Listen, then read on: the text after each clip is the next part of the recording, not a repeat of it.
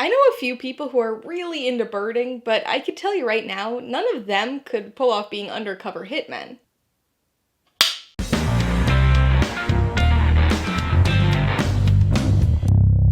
Hey everybody, welcome to Mainely Movies. As part of my coverage of the 2023 Toronto International Film Festival, today I'm going to be talking about the 2023 thriller romantic comedy, Hitman. If you're new here, please consider subscribing for a variety of movie-related content, like reviews, rank lists, and trailer reactions. All my reviews include a breakdown of the pros and cons, my rating, and some tailored film recommendations, so be sure to watch through to the end of this video for all of that extra content. Hitman stars Glen Powell, Adria Arjona, and Amelio, and was directed by Richard Linklater. Based on Skip Hollandsworth's 2001 article of the same name, it tells the story of ordinary Gary Johnson, who gets a job working undercover as a fake hitman for hire. With a generic title, actors you might recognize but probably don't know the names of, and Netflix release, Hitman probably seems like a fairly run-of-the-mill film, an unassuming movie that easily blends in with the crowd and doesn't draw much attention to itself. But initial impressions can be deceiving, because in reality, this movie's undercover.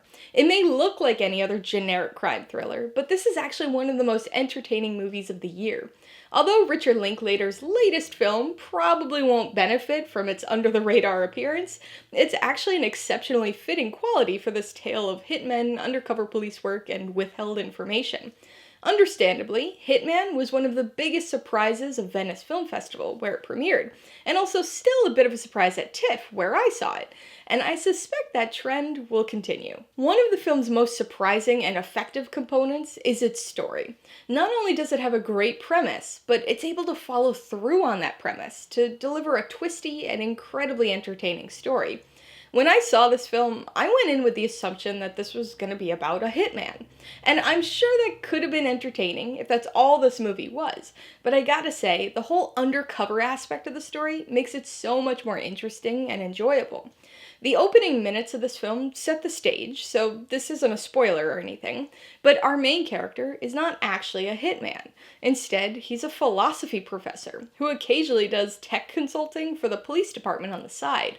But after the usual undercover officer's suspended, Gary is asked to fill in at the last minute, and finds that he has an unexpected knack for being a fake hitman for hire. This premise allows for some really fun and entertaining sequences, as Gary invents dozens of hitman personalities to use for his various undercover meetings.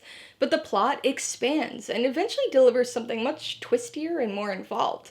This is a movie that combines a lot of different genres and tones, but does so in a way that remains breezy and fun throughout. It's got the structure and some of the trope hallmarks of a noir, but seamlessly shifts its crime thriller core to something smartly comedic. It also throws in a romance, which has some of the steaminess of a noir or 90s erotic thriller, but comes across as a playful romantic comedy most of the time, even pulling in elements of screwball comedies from the 30s and 40s. But even though it has all these different components, it never strays too far from its thriller roots, so it's able to deliver some suspenseful tension and isn't afraid to go to some dark places with its plot, all while somehow continually maintaining a certain effervescent brightness. This is easily Linklater's most entertaining and crowd-pleasing movie since School of Rock. A well-written story and lively tone are great, but they can only carry a film so far. A movie like this absolutely hinges on its lead performance. You need somebody who can play both the cat-owning, bird-watching, philosophy professor nobody that's Gary, as well as his sexy, cool, and charismatic undercover hitman alter ego, Ron. That's no easy task to pull off believably, but Glen Powell does it in a way that seems effortless. Powell's been in a number of movies over the last 5 to 10 years, but I think he's still running under the radar for most people, who will probably be able to recognize him, but not actually know who he is. But I think that's gonna change. This film makes it abundantly clear that he has that leading man movie star quality. He really does it all here. Humor, drama, romance. This is a film that really lets him show off the breadth of his acting abilities. Of course, having Adria Arjona as his co-star doesn't hurt either. She also delivers a fantastic performance, and the chemistry between these two makes for an incredibly believable romance and stronger than expected emotional core to the story. Speaking of this film's core, this movie gets at some thought-provoking concepts. It's not a film that's super in your face about its themes, and it's definitely one that you can just view and enjoy as entertainment, but it brings up some interesting questions about identity and personality. This is a movie about a guy who has to create and embody all of these different characters, most of which are polar opposites of his true self.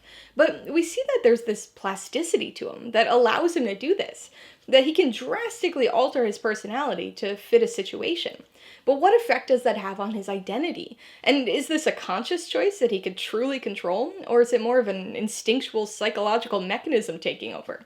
I mean, Gary's cats are named id and ego after two of the three elements in Freud's model of personality in the human psyche, so it's definitely got some higher level philosophical things to say. Again, the movie doesn't dig too deep into any of this, but it does offer up enough for the audience to ruminate on after being entertained for 2 hours. Not too shabby for a movie that makes you think it's just gonna be another crime thriller. Alright, let's talk about the pros and cons. Pro number one is the screenplay. It's based on a magazine article, which itself is based on a true story, so it had some interesting source material to work with, but that doesn't negate the strength of the writing here. It's a really compelling story that manages to follow through with this entertaining premise to give us a surprisingly twisty and thoughtful tale. It's breezy and entertaining, but never feels dumb, and always has this streak of emotional intelligence to it. Richard Linklater and Glen Powell joined forces on the writing of this one, and the effort put into crafting the character of Gary really shows. Speaking of which, pro number two is Glen Powell, specifically for his performance in this film. It may be due in part to his writing contributions on the movie, but he really gets this character. Or characters, as it were. He has to embody two very different personalities throughout most of this film, as he goes back and forth between Gary and Ron. Being able to play these two characters believably is impressive enough, but there's this additional difficulty level to it, because they aren't actually two separate characters. They're one guy who has to modulate the expression of these different personalities, and is always aware that he's playing a role and has to keep up an act. Over the years, Powell's shown that he's got some acting talent through a number of supporting roles, but Hitman unequivocally proves that he has what it takes to be a leading man movie star. The third pro is the tone. This movie manages to take a lot of seemingly disparate things, noir, screwball comedy, romantic comedy, dark crime thriller, and blend them all together in an incredibly entertaining film. This movie never has that throwaway feeling that some highly entertaining movies do. You know, the type of film that can be really fun to watch, but doesn't offer much beyond popcorn entertainment. This movie has layers and twists and substance to it, but it never loses sight of being fun. It's just a truly satisfying and crowd-pleasing film. On the con side, I've only got a few minor nitpicks. I don't want to give anything away, but there's a character who becomes a third act antagonist. And while I think the performance is fine, and the outcome of this antagonistic situation is good, the actual incorporation of the story beat is a little bland. It was very predictable, and just not at the same level as the rest of the film had been. Beyond that, the technical elements of the film were okay, but perhaps not as stylish as you'd hope or expect with such a slickly written story. But that's something that probably isn't really needed in this case, so it's not that big of a deal. Before I give you my rating and recommendations, I want to remind you that if you're interested in buying Hitman or any of the other films I mentioned today, I do have affiliate links for all of them in the description below.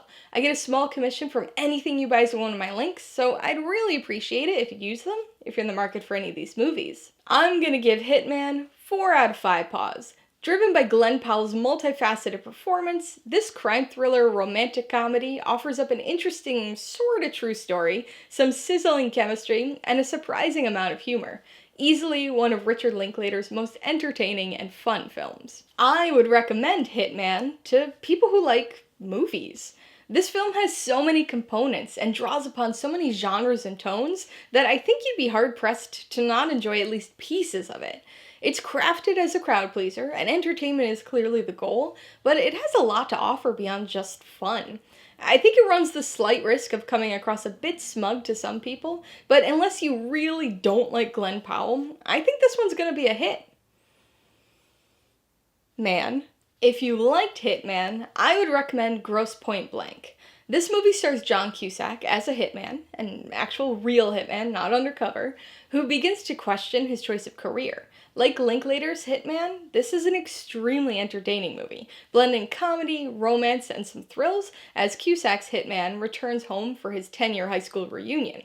If you'd like another fun crowd pleaser from Richard Linklater, you'll want to check out School of Rock.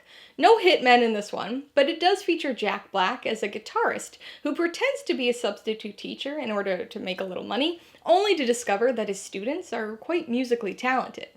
If you want another movie about a seemingly unassuming person doing some surprising things, you might want to check out Bernie, another Jack Black-led Linklater movie. This is a very dark comedy, based on an article by Skip Hollandsworth, the same writer who wrote the article Hitman is based on. Alright, a couple questions for you guys. Number 1, have you seen Hitman? If so, what'd you think of it? And number 2, what's your favorite movie about a hitman?